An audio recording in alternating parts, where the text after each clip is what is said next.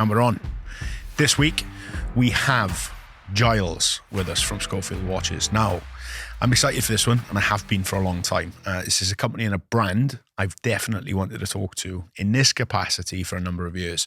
When I started coming into the scene and started really getting into the nitty-gritty of the watch space, I stumbled across a podcast on the recommendation of Alex, actually, at Elliot Brown, called the Six Pips podcast. And that was a number of years ago now. And that gave me quite a bit of an insight into the industry, quite a bit of an insight into how things work. And he was eloquently put together by the gentleman sat across the screen from me here, Giles. Giles, welcome, mate. How are you doing? Very well, thank you. And thank you for having me. My pleasure, mate. My pleasure.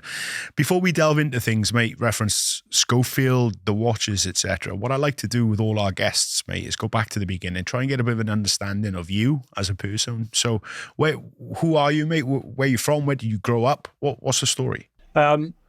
The shop where I am now is a stone's throw from a Sussex village where I grew up. So I've been away and you come back, a typical pattern of things. And I guess a way to sum myself up in a way that relates to the watch brand is that I'm a fussy bugger, very particular. And I used to band around the fact that I was OCD, but I'm not. But I am particular, but don't have the compulsions. Okay, so that particularness is relevant because it kind of dictates everything that I do, and have become to be known for that standard. And I do everything for myself. And so it's selfish that way. I fulfill all my design needs by designing stuff for myself. But that particularness is part of the narrative of everything that I do. And so even if I'm doing something that other people never see, it's just for me, then it'll have all the complexity and detail as if it was a Schofield forward-facing product. And so that particularness is definitely something that defines me and the Schofield brand, I would say. Mate, fascinating. And that's evident to see across all the range of your products, from the simplest, tiniest piece to the finished article. You obviously haven't always been in watches, mate. What did you do prior to this? What's your background? It's varied, actually, in the respect that, I used to work at the BBC in wardrobe. I was a tree surgeon for many years. Being physical is the other half of my life. I'm a CrossFit coach. I'm currently lecturing at Sussex University on design and design philosophy. I've done everything from all sorts of physical jobs whilst traveling, as you do, to having a musical instrument business where I used to restore and fix up old banjos, mandolins and ukuleles. And I did that for a number of years. Didn't turn a great profit, so I had to sack that off. It doesn't support a young family. But certainly cut my teeth on fiddly small things, right? And that was a good vehicle for that learning curve, from French polishing bowl back Italian mandolins to repairing fretwork and mother of pearl inlay and all of that good stuff. And all of these little kind of side hustles and little businesses that I've set up were all, of course, practice for eventually what has become my greatest and long-standing career in design, which is Schofield Watch Company. And as a designer, Schofield is my output, right? There are other things I can do within the design field, but Schofield is the vehicle in which one sees my work. I also design hi-fi gear, bits for mountain bikes. I've had all sorts of little businesses in that world. And interestingly, I think from a background point of view, if I can't afford something I really like, and this is a curse of somebody who's fussy in particular, right, and has exacting standards, often the things that I covet are out of reach financially, then I'll make it myself, and have done that my entire life, from clothes to, light switches to any fittings that I had in various bedrooms and then flats and then houses, right? I'll do it all myself. And the watch was no different to that. It was a situation where I wanted a nice watch, and so making it was my only option because I simply couldn't afford what I wanted. And back then, it was almost certainly going to be either a Panerai, a Bell& Ross, or an Anibi. I used to really like those brands, but there was something missing for me. And again, if something's missing, it really bugs me, and so it's not something I'm going to spend my money on. And actually, I didn't have any money to spend on it. Being a tree surgeon or a budding designer doesn't earn a great deal of money for such luxuries.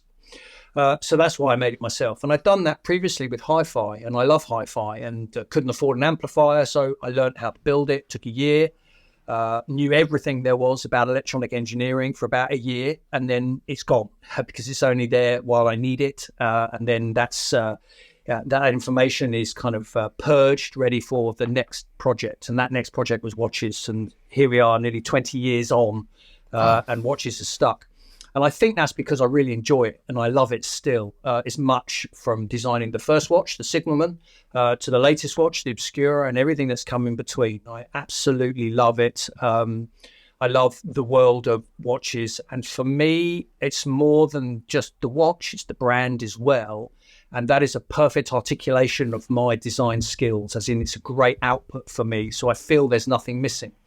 For example, if I want to do a bit of artwork, I can do a bit of artwork and sell it, move it on, and get praise for it and everything else through Schofield. It's a great vehicle for me as a designer to show off what I can do. I find you exceptionally fascinating, mate. And I mean that with all the grace and compliment that I can put across with it. How your brain works, how you approach projects, how you design things, and to the quality in which you produce things is exceptional, absolutely exceptional. We had the pleasure of being in a stand next to you maybe 3 years ago now at one of the, I think it was a World Time event down in London. It was, yeah. And that was the first time really I had the opportunity to get hands-on with what you do and have a little, physical look and a scratch and sniff test.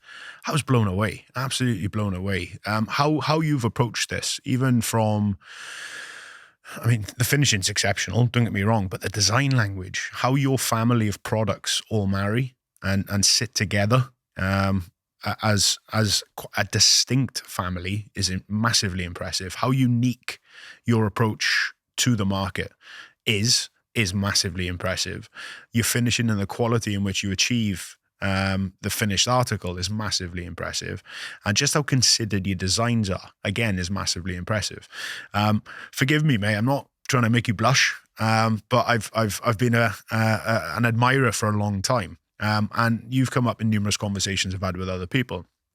Some of your watches, all of your watches are substantial in size.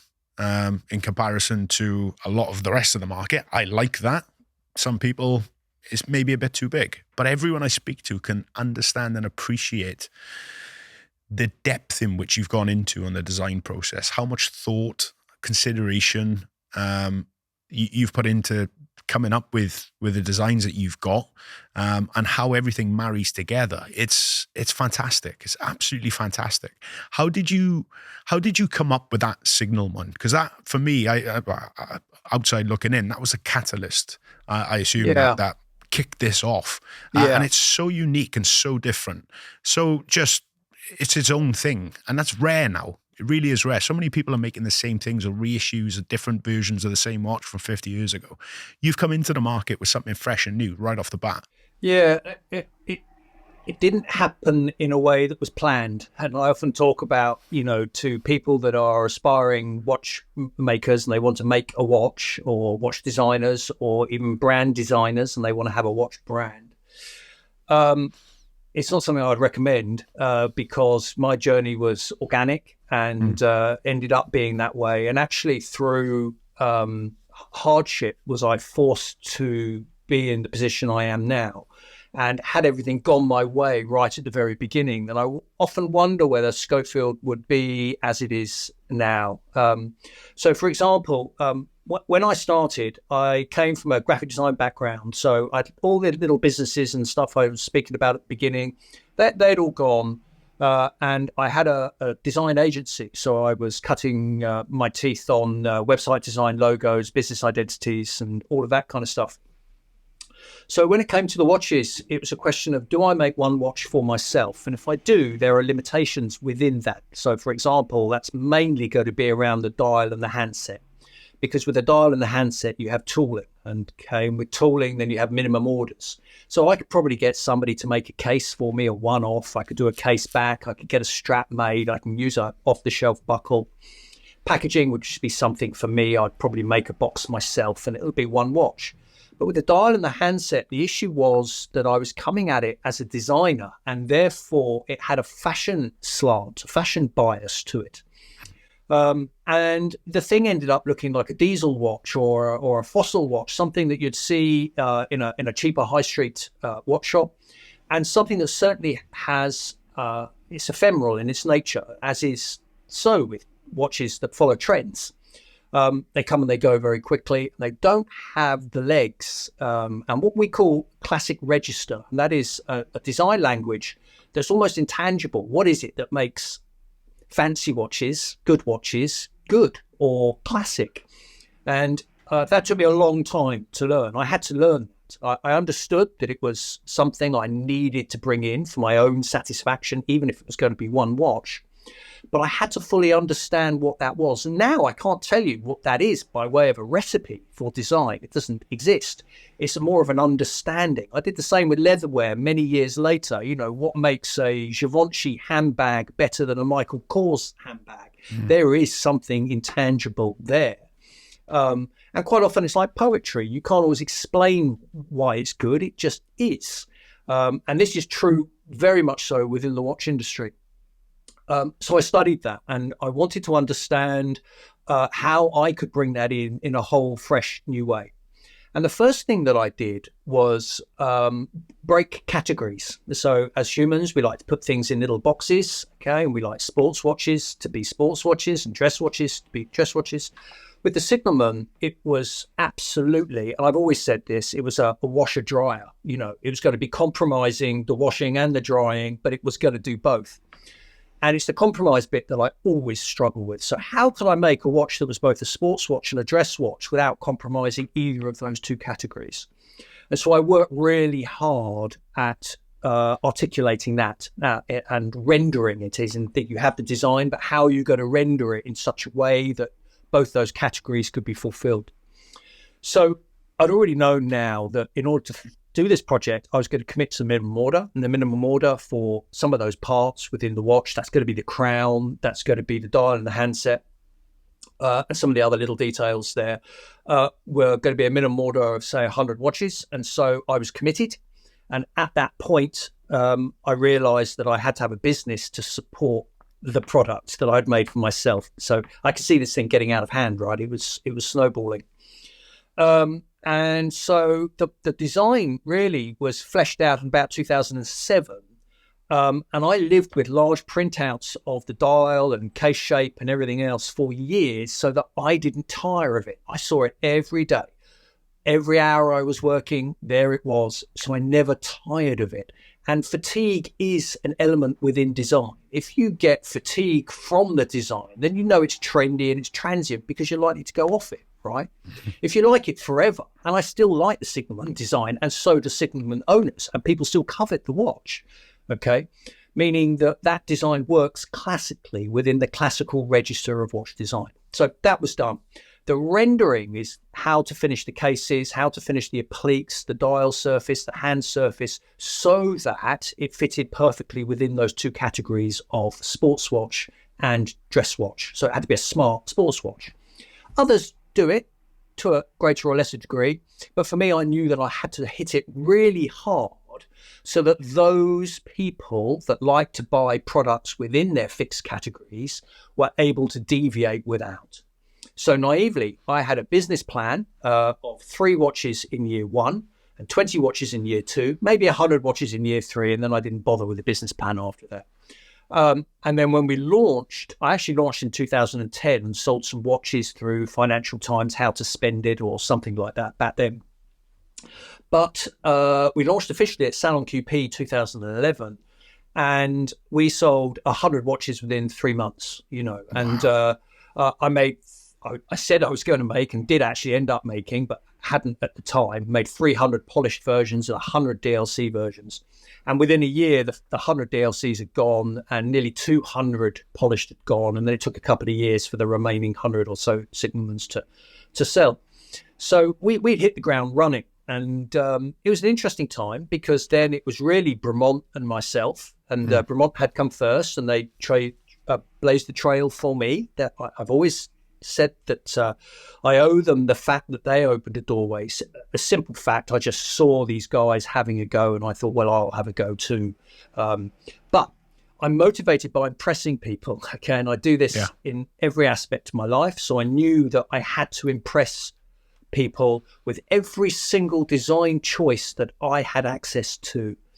So being so particular, it means that every single 1/10 of a millimeter of any part of the design. Now that's the website, the photography, how the website structure looks, what the language is, the copy, the watch, every single detail of the watch and all of its packaging, its warranty, its instruction booklet. We translated it back then because I thought that was impressive to have it translated, but we don't do that anymore. You know, all the little business cards, the little pusher for setting the GMT button and the design itself were all the litmus test for all of that stuff was, does it impress me? Yeah. And that's quite often how I work. And if something impresses me that I've done myself, I'm a good enough designer to know that I can design something that impresses me more than other people do. And I don't mean that in an arrogant way. It's just a fact of who I am. That if you said, Giles, design something for yourself, I can look at what other people do and know that I can do a job that suits me the best, right? And that's what I did with the Signalman project. That whole thing just impressed me. It was great. I was really proud of it. I wanted to wear it. I wanted to show people it. And so that's where really the business was born. That's where the watch integrity and the product integrity was born.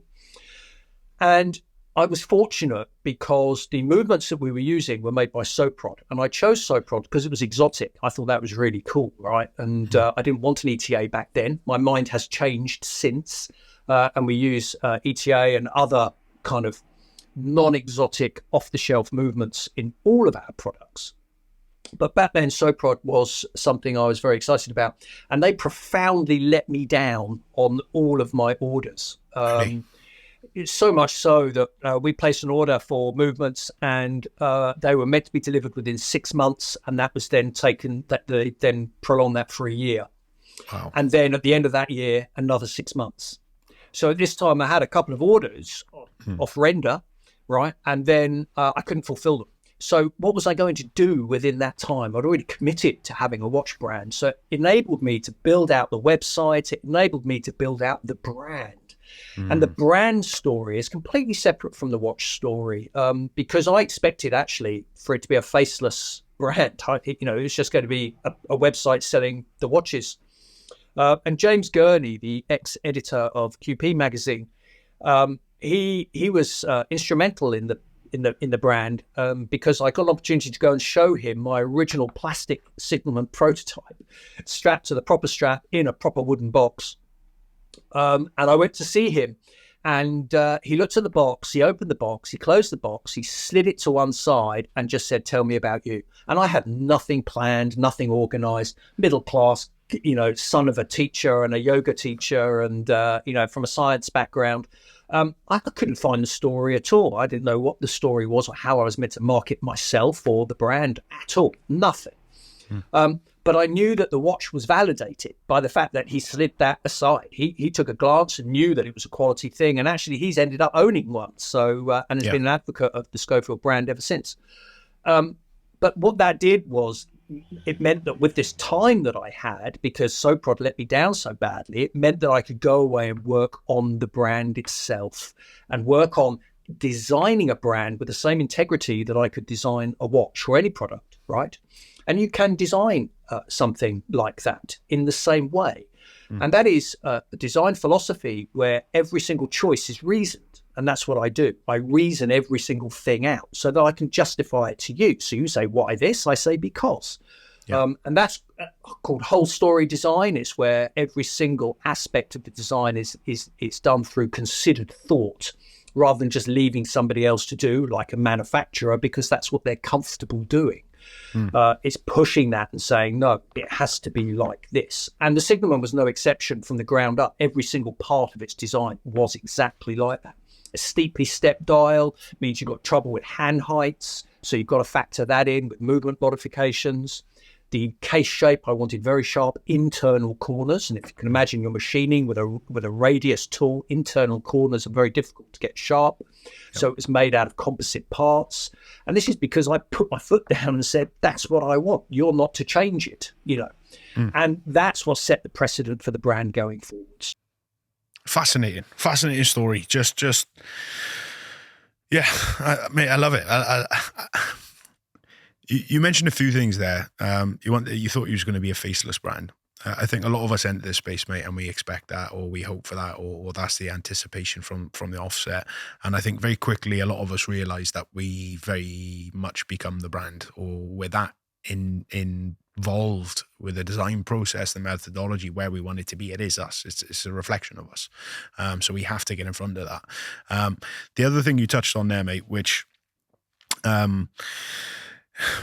considered design and how much emphasis you put on each particular piece, even your website. And this comes back to what you were saying as well about building the brand. A lot of businesses, or a lot of people entering, what I've seen in the 6 years I've been here, people entering the space come with a product, but they don't come with a story. And 9 times out of 10, people are buying the story, not the product. With you, there's very much, even though, modestly you're saying there, I didn't have that story at the beginning, we had to work on it, and it afforded you the time with the movement mishaps to build that branding. Now, my God, you jump on your websites and experience. Every aspect of that is completely different to anything you'd ever find anywhere else. It's completely and utterly a unique experience. And I'd implore the listeners to go and jump on that website. Please have a look at the Schofield website. Look at how much attention to detail you've put into how your brand is projected electronically. And you can expect that same level in the product itself. In regards to digging into each little facet of that design process, so be it a screw, be it a placement of a cursor on a website, be it anywhere, you come at this almost with an anticipated or an educated view of, how your brain works, and right, okay, well, I've got to pick this, and I've got option A, B, C, and D. With me, on my design process, I know I can go off for 2 days and think about something like that and be no further forward. How do you police yourself in this process, mate? How do you govern your own decision making so you don't get sucked into the fluff, if that makes any sense, for lack of a better word? Do you understand where I'm coming from with that? Yeah, Travis? so you're saying, how do I know when to cut it loose? Yeah, at what point? Right. Do you know what I mean? Yeah. Because you can dither over so many decisions for such a long period of time. I can. It's a good question. I have two things that are indicators of when something's ready to go. Yeah. The first is guilt. And guilt is something that it tells me that I spent too long on something, and that really I've got a lot of other things to do. Yeah. Which is really interesting, because if more stuff comes along, like admin, then that can cut short some of your design work, because you feel guilty that you're not doing the admin right. And especially as I run this business by myself, it means that I have to put on all these different hats quite often every day in order to be able to administrate the business of Schofield. When it comes to design, what I have is time, okay? And if you were paying a designer, then you would be spending money on their time, and they would allocate some time to you for a budget that has been specified.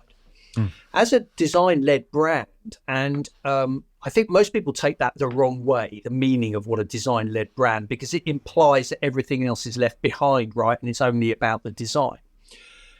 I use it in the way to say that I'm fundamentally a designer, but I've had to become a marketeer, right? So all of the business standards that you have to do, like filing a VAT return and doing all of the admin and managing databases and doing the newsletter, these are things that I've had to learn to become good at, because they're not something that I've grown up with my whole life, like design. I have the luxury of as a designer to spend as much time as I like doing the design as I see fit. So if I want to design a torch, for example, so this is the UV torch, and that a piece of simple design, a simple piece of turning and a little bit of milling, it's actually quite complicated how I've designed it, but looks simple. That will take me ages. And quite often the little bits on the side will take me as long as designing a watch, because I give it as much care. There's no hierarchy. It's all my design. Whether it's something like a welcome card that, fits into the watch boxes. And it's that kind of thing that I will spend days and days and days on something that's ephemeral, whether it's a sticker or whatever. Something like a sticker, for example, can take a long time, but the guilt factor's higher because you shouldn't be spending so long doing it, right? Yeah. But the other thing that is absolutely vital to when I'm ready to let something go or be made is the absolute thrill I get from achieving it at its absolute peak. So when I see it and I've done it, and whether it's something as simple as a sticker or a torch or a watch box or a watch itself, it's a feeling of elation that I get, a thrill, a buzz off the fact that I've nailed it. And I look at the thing and then I say to myself that I've smashed it. It's as simple as that. And it's a great feeling. And it means that the thing is ready. Yeah. Because I intuitively know when it's not. And if I don't get that buzz and that thrill from design work, then I know I haven't achieved that place yet. Now, some things go really quickly and go really efficiently. The Telemark, a watch we did years ago, that dial design was a couple of hours. Wow. Right? I've been sitting on a font for many years knowing that I wanted to use this particular font on a piece of dial design, but when it actually came to it, it just came together really well. The difficulty with that watch was how to articulate the off-white on the dial, right? It's not an industry standard. It's not a Pantone. It wasn't a RAL. So I had to print on different surfaces of paper, send that to the dial maker and say, copy the texture and the color directly off a piece of printed paper. So that took a long time, but that was articulating the idea that I'd already had and already sorted. A watch like the Obscura, our current watch, I started that in 2017, right? So that took a long time, but that's because of the holistic way that it was built. You didn't, if, for example, my crown manufacturer went bust, I needed a new crown manufacturer. Some things weren't available to me from a technical standpoint. Others were, so I had to amend the crown. And with that, it meant the rest of the job needs amending to fit the modification of that part. So that was what I mean by holistic design, which is why it took so long. And to get that buzz off the Obscura was very, very challenging because in part it's about rendering. So you can draw it, right? And you can draw it as accurately as you like, but you can't get across Damascus steel, for example, or the textures on the dial or the way it's going to loom. You just don't know until you make a prototype. And then you have to modify the prototype, and that takes a very long time. So for me, I just know intuitively when it's ready to go. And that's when I will finish it off. Okay. And then from there, that by the way, is a quarter of the job. The rest is then drawing it up from an engineering standpoint. So that has to be drawn up, and I do all of that myself. And then I have to articulate those ideas to the engineers or the manufacturers, all the separate components. So Schofield is a little bit different to other brands in the respect that I make life really difficult for myself. And I make it difficult for myself because there are so many different suppliers with each project. So the beta watch, the bronze watch, 30 different suppliers, of which I have to manage. And the box alone has about 5 different suppliers. I mean, that includes the paperwork, the catch, the hinges, the oil that I finish it with, the inside. Then you've got the packaging, you've got the bag that it goes in, the box, and then you've got the outer bag box, and then you've got the sticker, and then you've got the packaging e-commerce box, So there's a whole list of suppliers that need managing. And a lot of my day-to-day is, in fact, managing my suppliers. And I'm in a great place now because I've worked with them for so long that the rubbish ones are gone, or the ones that let me down, and the ones that work, the ones that are good, they stay. And they speak my language, right? I'm not trained. So I have a peculiar way of getting across my ideas, and the manufacturers that understand that, we work together, and it works perfectly. And that brings you back to movements. Why I don't use fancy movements and why I don't commission exotic movements. And that's for that same reason. I want my movements to work. And actually, I really value, these stalwarts of the world of movements, like the ETA 2824 or the Unitas movement, and now some SDP clones of ETAs.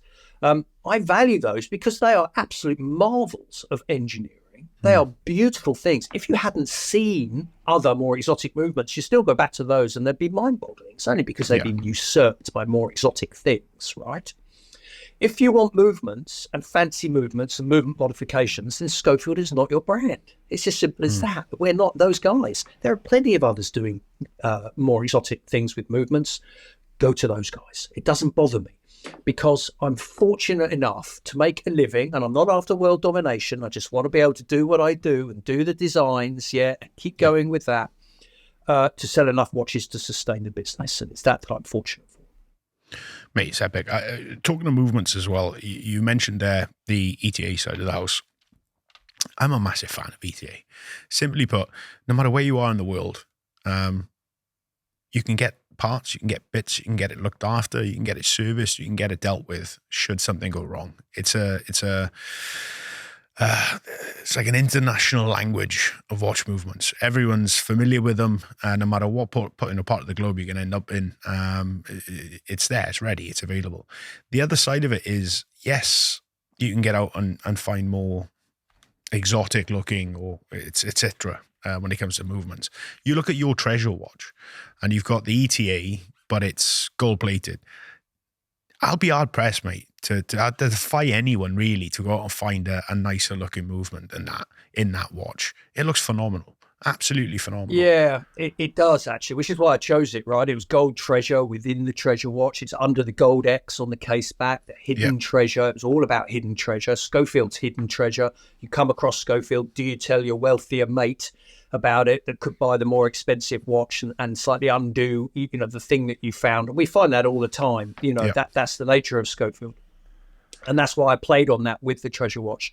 The gold ETA is my way of saying, everybody uses the ETA, but the gold version is much more unusual and harder to come across. And for small independents, sourcing movements is very challenging indeed, We can't deal with ETA directly. They won't sell to us, so we don't do that. So we have to use intermediaries. And those intermediaries have to be big enough, generally, to be able to buy directly from ETA. That's how big they have to be. Yeah, because ETA pulled the plug on selling directly to independents. And we thought maybe that's changed, and we occasionally go back to ETA to ask if that's a viable option. But now we found a good source for our ETAs, and so we've changed from SDP, which we used for a time, back to the gilded ETAs, and they go in all of our ETA automatic models. So Strange Lights, Treasure, B2B5s, and things like that now, because it's such a cool looking movement. Mate, it's epic. I love it. I love it. I love the treasure. The treasure for me is the one that draws me in. I love the gold.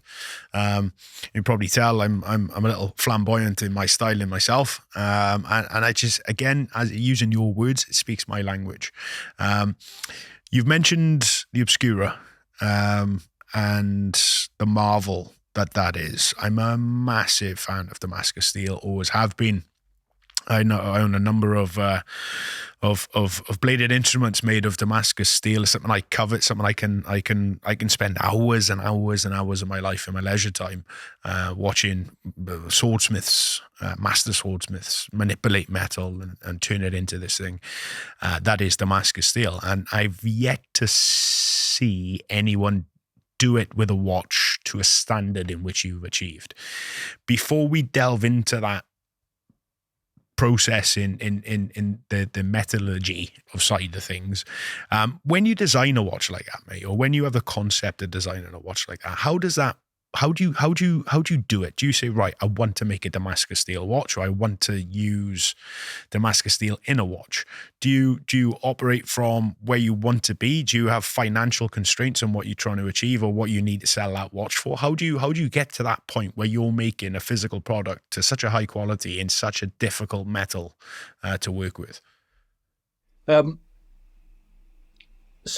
Firstly, the Obscura was a project that had no financial constraints.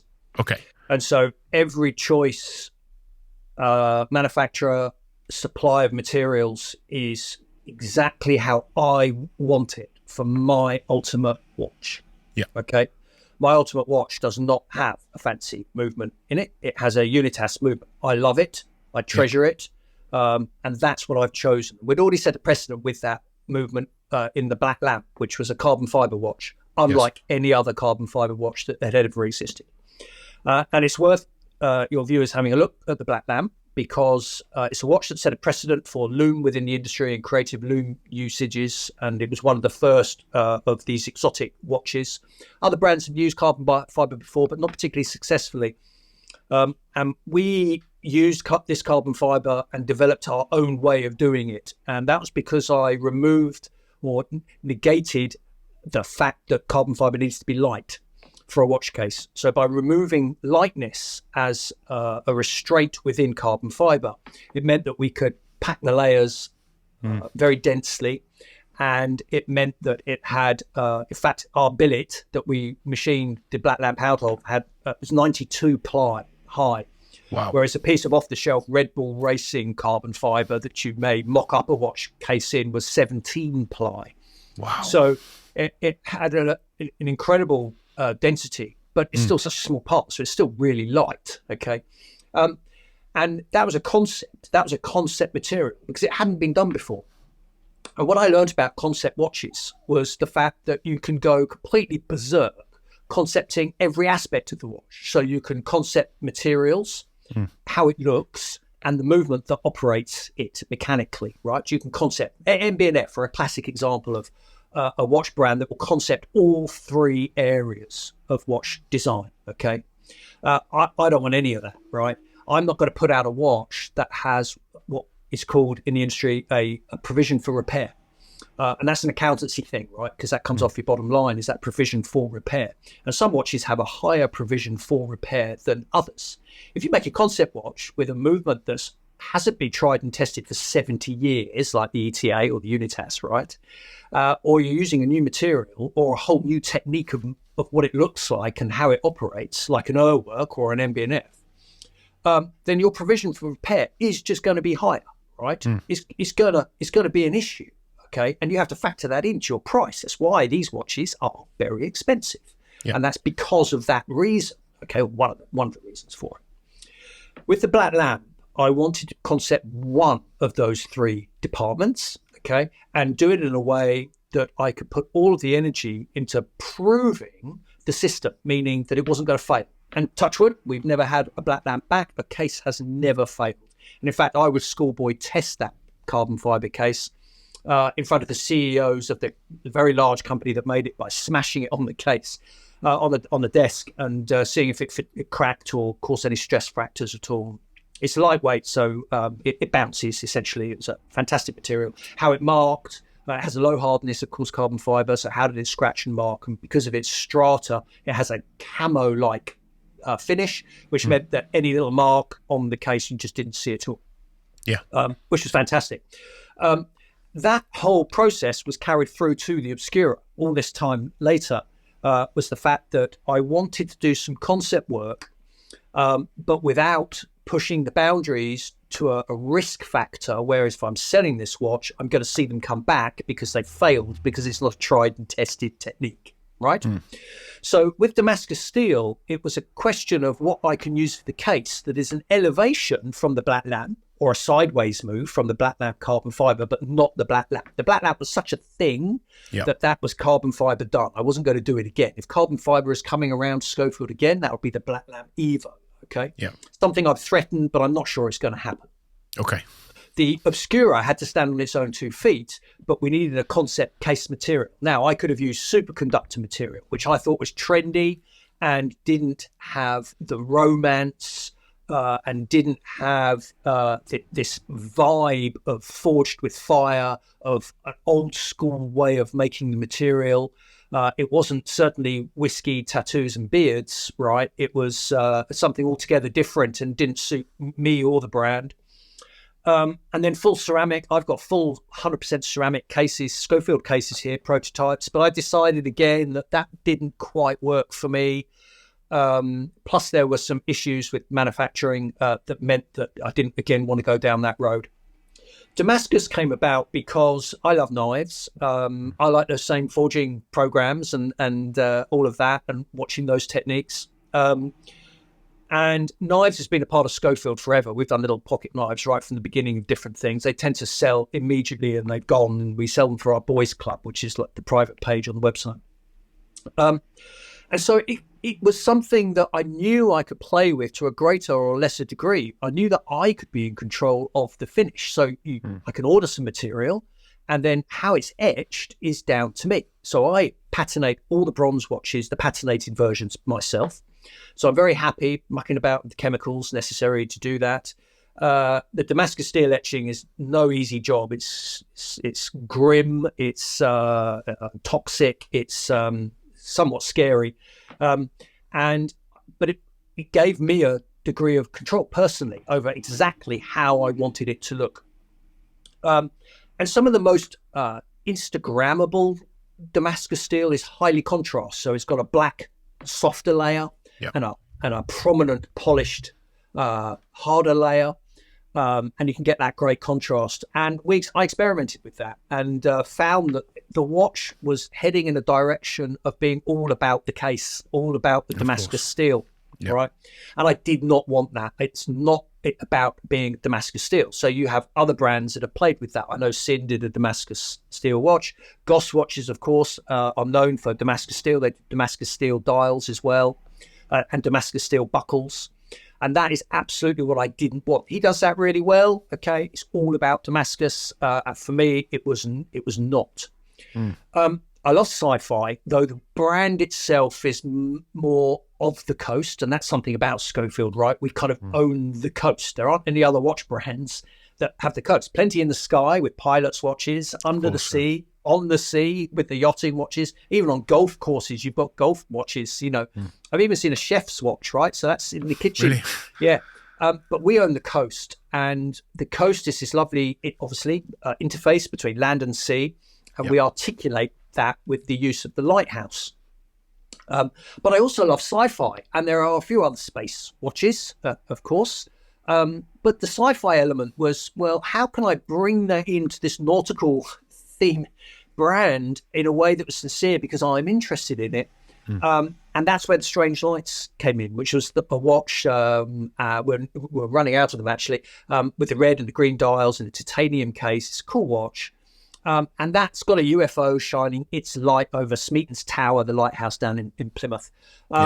And it was a kind of this marriage between something more obscure in its storytelling, and green and red was port and starboard, strange lights out in the harbour. It was all based on an old poem, and I loved it. And it was a tricky one to get across to people, but it worked for me. Yeah. And the Obscura was a more kind of obvious way of saying, this is my love of sci-fi. How can I get this across? This kind of a watch that is unlike any other watch on the planet. Now, I say that really naively because I don't look at all other watches. I'm not involved in the watch industry by way of me reading the press. I don't consume watches like your listeners will because I own a watch company. Okay, so my inspiration is not other people's watches, and I've been like that from the very beginning. I don't actually have time to pay attention, if I wanted to or not. And so the Obscura I knew it was going to be sci-fi. I knew it was going to be obscure, and so it was really going to test what I love and how I can get that narrative across. And so the Damascus steel, being this exotic particular Damascus, it's made in America, in Vegas, on these very large hammers that smash the different steels together and can deliver different patterns. Most of it's made as bar for knife making, plate. And we get it in a large rod, essentially, okay, a piece of bar that then we cut up into billets, and we have to orientate the grain so it's perpendicular to the bezel, so we get that kind of dripping cellular effect. They're made in the UK, those cases. So the metal comes over to me in a wooden crate. We cut it up. It gets machined in its normal processes. Well, actually, I say normal, but they're a whole different set of cutting tools, a whole different set of things. It's an absolute pig of a nightmare to work with. It's really expensive. And then they come to me raw. We also put little bronze bushes around the strap holes. So that's a new modification for this. It's a total extravagance, and it's a nice contrast with that little bit of gold. And actually the bronze goes off and patinates and goes green and crusty, and just adds that little bit of kind of personal wear to the watch. Yeah. The Damascus steel case comes back to me, and I then do all my processes for acid etching, of which have been, they're schoolboy, shed stuff, man in shed with acid, and experimenting with all the different ways that it can go with different acids at different concentrations, bicarb everywhere for safety, goggles, respirator, extraction, all of that stuff, right? And I now have a formula that I use that gives me just the right amount of contrast. So you're physically doing this? Sorry to I physically do all of that myself, Wow. Yeah, I physically do it, and I take great pride in my acid-burned lab coat that I wear. It's certainly not Bremont crisp and all logoed. It's a ratty old thing from Dad's when Dad used to teach at the school, and it came from the kind of the science lab department there. But it's a thing I treasure. But nevertheless, I do it all myself, and it means I have full control over the etch and the finish, trying to get them as uniform as possible across different watches, because there's so many variables that I challenge you to control, especially when you're doing it on days of different temperature. You've got to heat the whole room up before you do it, and you've got to heat the acid up and all of that stuff. But, it gives me the finish, and there's a very long cleaning process that takes place in order to finish that just right. So what I'm after is an etch that's deep enough to feel with a mild contrast with two greys. So you've got the silver on the top level and the grey of the matte level that then carries through that colourway throughout the watch. But it's more about texture than it is contrast. So I want you to be able to feel it. And I always design for feel. I always design with weight in mind. I always design with how different materials catch the light. That's something I call, it's a pretentious word, but design perdurance. It means that the designs give back, right? And so with years of ownership, there's still things being revealed, because I've just remembered to reveal them, about the design of the product. So it gives to you in its ownership, whereas there are many watches that are such that you've owned it for a couple of days and you know everything about it. It doesn't give anything else. There's no Easter eggs. Yeah, but by choosing the right metallic surfaces, for example, means that the watch looks completely different in artificial light as it does in daylight. By playing with lume in creative ways, again, depending on the lighting situation, it's a ride, right? The Obscura, how it looms. And that was always meant to be that. It was meant to be impressive from every single angle. So yes, Damascus steel, and that's just one element. Then you've got this crazy case back with 3 sapphire crystals, like the bottom of a UFO, totally spacey, but in a kind of 50s, 60s vibe. It's not futuristic. And through those obscured, because they're grey smoked sapphire, so they've got a PVD coating on the inside, anti-reflective coating, and also they're flat on the other side and convex on the outer, so they magnify the movement underneath. So you can see the blue screws and the brass within the movement, and that's picked out other aspects of the design of the watch. And then, of course, you've got the dial and the handset, and that's another level for me, because no expense spared. I was told by my dial maker that it was the most expensive dial they've ever made. They're a German top-end dial maker they've ever made without precious metals.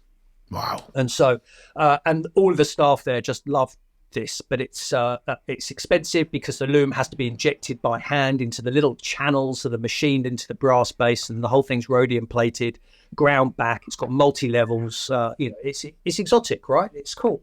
And the handset, they are machined hands, right? That means they've got thickness. So most people would design a hand in a 2D piece of software. it's just how it looks. You might put a crease in the middle, to have a thicker hand that way, but you wouldn't often get to design the edge of the hand. Yeah. But I can, because the hands are that thick, and it's wonderful. And the loom is interesting because daytime showing of the watch is such that it's subtle. It's got these two red cheeks that look like a TIE fighter. Yeah.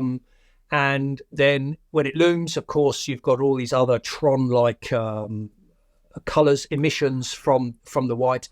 And that loom was made for us. Now, that's something that your readers, your listeners would have heard before, because we could all get coloured loom made, right? It costs about €500 and you can pigment the loom to the colour. We've done that with many, many watches in the past.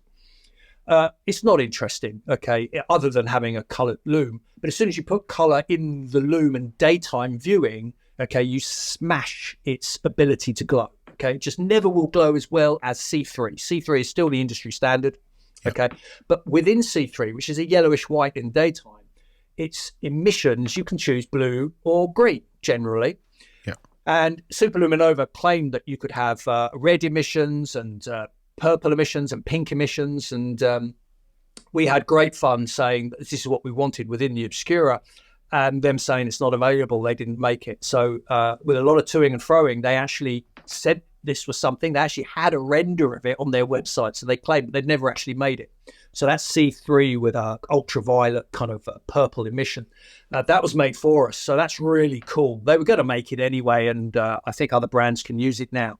But here it is in the Obscura, and when the lights go off, it looms like mad, and it's a really important part of the design because the minute hand doesn't have loom in it. It blocks the track underneath. So the hour hand's looming, but the minute hand blocks a ring of loom behind it, so you can still tell the time at night. So it's obscuring, hence Obscura, right? It's obscuring underneath. Yeah. And we always have a 0 at 12. We don't use 12. So we normally have a /0. This time it's a 0. It's an O for Obscura. And the case backs, the crystals obscure the movement. And the whole design is obscure. So hence Obscura. And then we get to the case, right? And the case is a thing. I have it here, actually. It's a thing. You'll love this. And so the case for the Obscura is this thing we call the canister. Right. And it's based on Japanese tea caddies and munitions. So I'll look at some anti-tank ordnance and that kind of stuff and come up with this piece of design. And this is a lovely story, if you've got time for me to tell it, in the respect that this is what I designed on the day, one piece of design, and it came looking like that. It was job done. There was no amendments, nothing to do. And I just handled this thing all day, just going, man, I smashed it. This is just so cool. And what's great about it, it's got this huge bolt in the top, and you take out the bolt like so. That comes out. Oh, that noise on its own, mate. That noise. Yeah, it makes a nice noise. That's deliberate too, actually, because it's fitted with a grained stem, so it makes a zipping sound. And then the watch sits on this gimbaled piece here, so you can take it out, and it sits on that spigot in the middle of the case set. And it's a way of designing a box that I didn't need any upholstery. I didn't need any leather or suede work on the inside, because the watch is suspended on the inside of that. And also, it's cool enough to actually have on your mantelpiece, forever. And that's the point. And so the narrative goes with the Obscura. That's what it's all about. It's that obscure pushing of the limits of what I can do with watch design under all the normal constraints of watch design. There are no pretensions. It's a round watch that tells the time. It's got central handset, right? It's not wacky in the respect that it tells the time in a completely unique way. Yeah. But within those normal constraints, what can I do to push, time telling to a different way of looking at the watch? Phenomenal. Absolutely phenomenal. Your suppliers must love you, mate, because you're pushing them as well with the ideas you're coming up with. And I imagine, mate, every person you're dealing with on the journey of coming up to a finished product is being pushed to create something that's just truly unique. And I'm speechless. That box on its own, mate, you've just showed us there is a perfect example of how much time, energy, effort, consideration, I keep saying it, that you put into your products. I heard a rumor, mate, and we're going to be drawing the conversation to a close shortly, just based on the timings we have for the podcast. But I just want to clarify something with you, mate, if you don't mind. Your boxes, some of your wooden boxes, you're using silver and gold nails in. Is that right? No, that's been twisted somehow. Okay. No, I make a cool the strap box, the Schofield straps. Okay, so yeah, absolutely. Okay. Yeah, straps. It's made out of this board called cairn board, and it's through colour, so you can't scratch the colour off. And it's foiled on the top, double sap foiled on the top. But I wanted stapled boxes, so no glue. I wanted staples, and these are like engineering boxes. So if you ordered some bearings, right, they would come in a stapled kind of wax-coated board with wax-proof paper, and we use that for our packaging. It's that kind of engineering feel. This is an elevated version of that. But the staples in the board are the ones on the top are gold, and the ones underneath are silver. And again, it's because I had a choice. And so he says, do you want gold or silver staples in your boxes? And I say to the guy, can I have both? It's gold and silver. It's treasure, right? I need both. So again, a subtle little thing. And then it's got this little insert in here that the wash strap sits in. So whenever a customer buys a strap, it goes in one of these boxes for them. Yeah. Hey, I must so that's where that rumour came from. But no, not gold and silver nails. No, that would be extravagant beyond my beyond any reason, I think. No, mate, I appreciate you clarifying it. It's one of those things, mate, that someone says it, someone overhears it, and then it goes into the rumour mill. You know, how I love works. It. Yeah, But it's great. People are talking about it. Do you know what I mean? And again, I've harped on about it for almost an hour. Like the box in which you put your straps in is phenomenal, and the quality of your straps as well. I love the tweed stuff that you do, mate. Yeah. I think we were one of the first, if not the first, to do tweed straps. Unreal. And innovating strap materials, again, is just somewhere where I will source all of the fabrics and then they're made for me. And I even remember we did a cricket ball strap that was quite well known. It was made out of Clayton's proper cricket ball leather, and we did cherry red and a bright red version. Yeah. And I got many years later a cease and desist letter from Hublot saying, could you stop making cricket ball straps? I phoned them up and spoke to one of their legal agents and said, what's going on? She said, just while it's the test, you have to not sell your cricket ball straps. And I'm like, but I was the first person in the world to make a cricket ball strap. And it's just a game, that it has in the watch industry. I can't fight Hublot, so of course I say yes. And that strap's long gone now, and so is the tannery, sadly. And it's at the end of a thing. But the cricket ball strap was a thing that was highly coveted, and double stitching down the side. It was really cool, and but not water fast, as we found out, sadly, or some other customers did, showering in it and looking like a murder scene afterwards. But nevertheless, it was a great part of our journey, the whole cricket thing. So, yeah. Well, mate, on your journey, I'm thoroughly enjoying watching it, mate. And I implore the listeners to go and check you guys out. Where can people find you, mate? Thank you. My pleasure. Where can you be found? Where does Schofield exist? Best place is SchofieldWatchCompany.com. But a Google of Schofield Watches will land you there on the website. And it's worth tucking into the website because the deeper you go, there's more narrative and more story. The website's new, actually. I rebuilt it a couple of months ago, and with all new copy throughout. So it's got a bit more text there. Other places would be Instagram, of course, but I have a strange relationship with social media. It's a necessary evil as far as I'm concerned, and don't really enthuse about it. So apologize for my lack of presence on social media. Another place would be my Sometime podcast. So this is a podcast I do on my own. It's me narrating either books or other, again, sideways, obscure parts of my personality and things I'm interested in. So look out for the Sometime podcast, and that would be another place to really kind of get the vibe of what I'm up to, I think. Perfect. Well, mate, thank you so much for your time. No, it's been a pleasure. Thank you. Mate, I'm looking forward to catching up with you again. Next time we've got a show, mate, I wouldn't mind organising a pint with you. Absolutely. And probably, probably hashing stuff out. And mate, and I feel really fangirly and I felt it the whole episode, mate. So forgive me, but I'm so impressed by what you guys do, how your brain works. Appreciate it, Darren. I could live with you for a week and just absorb everything if I could. I'd mate. love so it. It'd be amazing. Probably the missus wouldn't, mate. But yeah. Anyway, before it gets even more weird, we'll draw that to a close. Thank you very much, Giles. Have a great day, and we'll catch you next time. Thank you.